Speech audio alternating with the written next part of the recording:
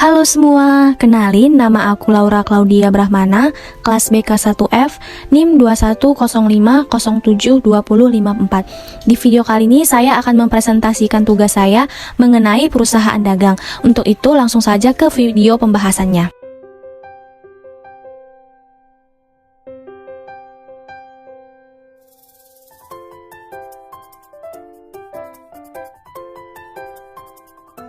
Yang pertama, saya akan menjelaskan mengenai definisi perusahaan dagang. Perusahaan dagang adalah perusahaan yang kegiatan usahanya membeli barang dagangan dengan tujuan dijual kembali tanpa mengubah bentuk dari barang tersebut. Contohnya seperti toko sembako dan supermarket. Selanjutnya, saya akan menjelaskan mengenai ciri-ciri perusahaan dagang. Yang pertama, pendapatan utama berasal dari penjualan barang dagangan. Yang kedua, sebagai perantara antara produsen dan konsumen. Yang ketiga, bentuk barang yang dibeli dan dijual sama. Yang keempat, tujuan utama mencari laba dengan menjual harga barang lebih tinggi dari harga belinya.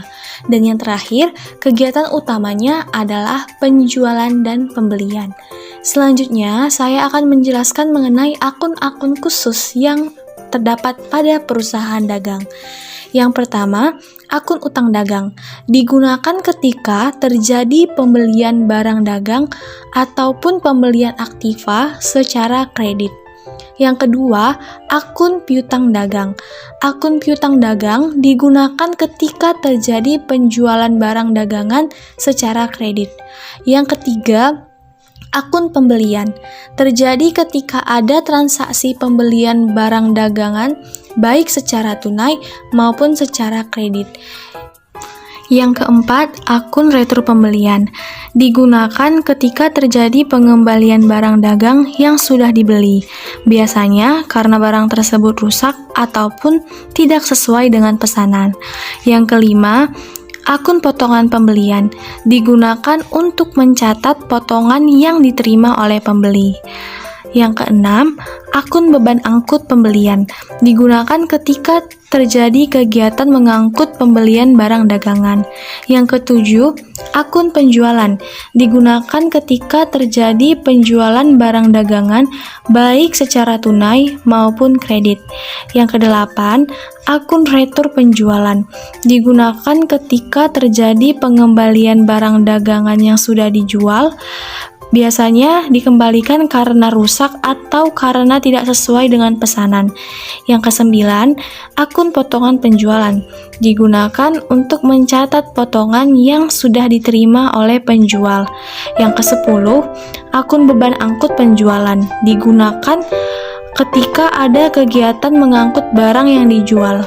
Yang ke-11, akun beban pemasaran digunakan untuk kegiatan penjualan atau pendistribusian barang dagang.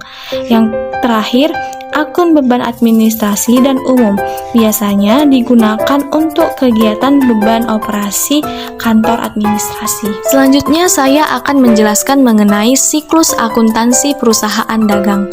Adapun tahapan di dalam siklus akuntansi perusahaan dagang, yang pertama, tahap pencatatan. Di dalam tahap pencatatan terdapat bukti transaksi.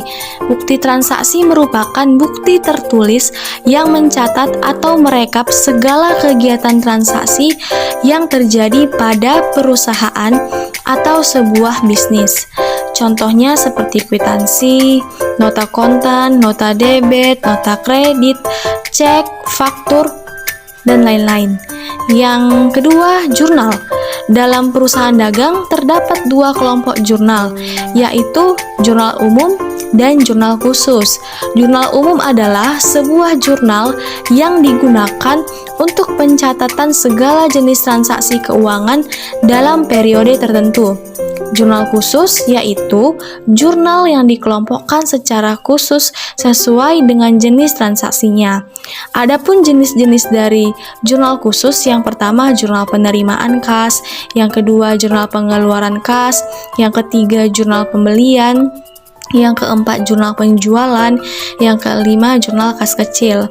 Setelah kita melakukan penjurnalan, maka kita akan memposting ke buku besar. Buku besar merupakan kumpulan rekening-rekening yang berisi informasi mengenai saldo atau nilai transaksi pada periode akuntansi tertentu. Dalam buku besar terdapat buku besar pembantu.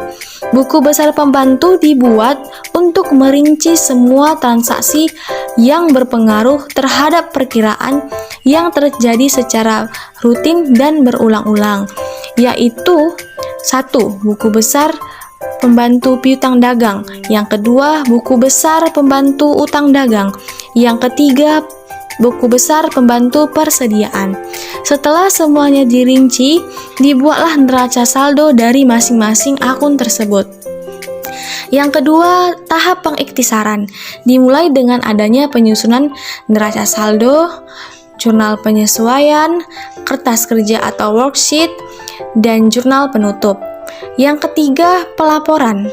Dalam tahap pelaporan, akan dibuat laporan keuangan yang dirancang untuk para pembuat keputusan, baik di dalam maupun di luar perusahaan, mengenai posisi keuangan dan hasil usaha perusahaan.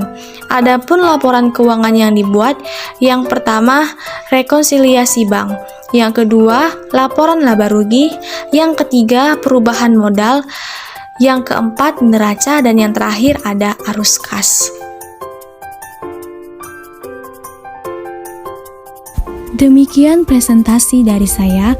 Apabila ada kesalahan, saya minta maaf. Sekian dan terima kasih.